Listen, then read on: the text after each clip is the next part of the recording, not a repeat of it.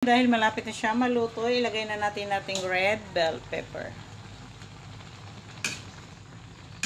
Oh, ang bango na. So ngayon, magluluto tayo ng pork igado. And then ito ang ating lumo. Parte ng lumo ng baboy, minarinate natin guys kasi malambot siya. And then nagmarinate na din tayo ng ating atay ng baboy. And then meron tayong green peas. And then meron tayong carrots at patatas. And slice natin siya ng pahaba. Siyempre hindi mawala ang ating paminta, toyo, suka. And then nakarin din ng ating bawang, sibuyas at red bell pepper. Meron din tayong kalahating pork cubes. So i-start na natin.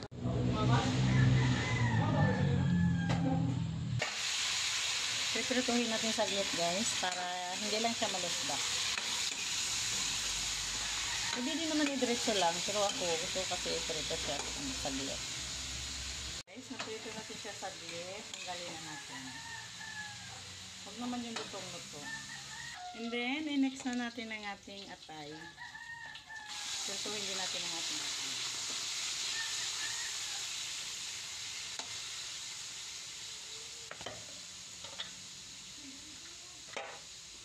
Minarinate na natin to siya guys sa tuyo and then may suka sa kalamansi para manot yung asim at mawala yung kanyang lansa.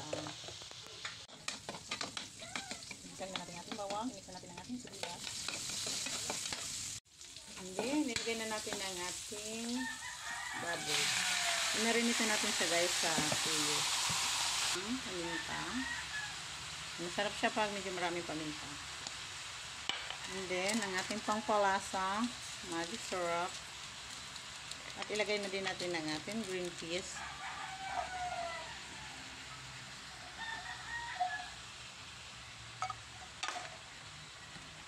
Mag-add na din tayo ng kunting toyo.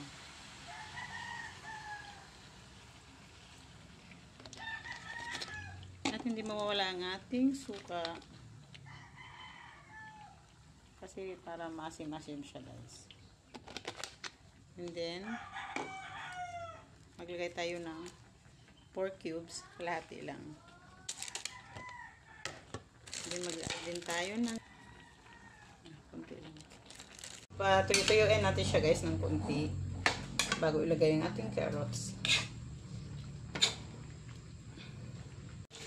Ilagay na natin ang ating atay guys. Pinirito na natin yan. At i-mix na natin ang ating patatas at carrots. Okay. Then halo-haloin natin. Patuyuan lang natin siya saglit. Konti.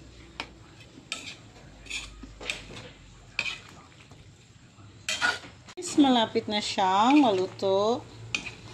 So, pag nag-igado tayo guys, masarap ang gamitin natin parte ng baboy ay lomo dahil malambot siya.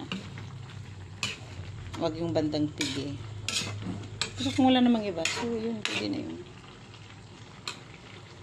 Okay, patuyuin pa natin siya ng konti. Okay, dahil malapit na siya maluto, ilagay na natin nating red bell pepper.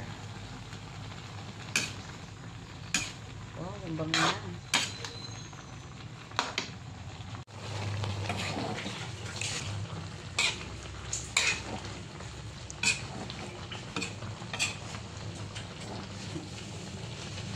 Guys, luto na ang ating pork igado.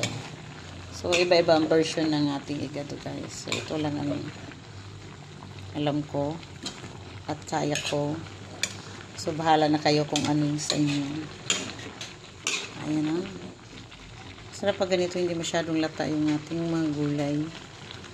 Kaya piniprito ko siya bago siya i-gisa. So, ayan na guys. Salamat sa panonood. Bye-bye.